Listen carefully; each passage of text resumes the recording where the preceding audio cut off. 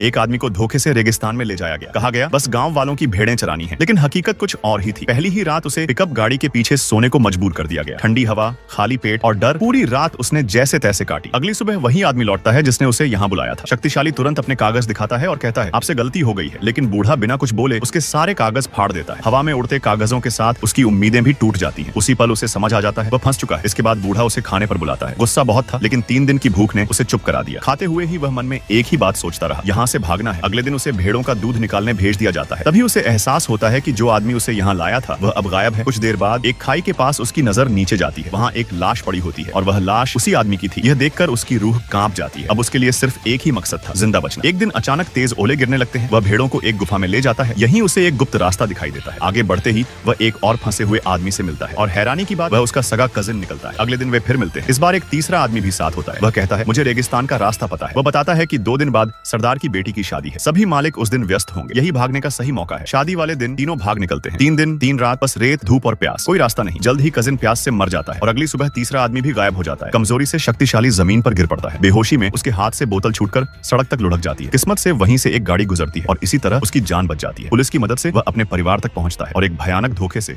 आखिरकार जिंदा बाहर निकल आता है।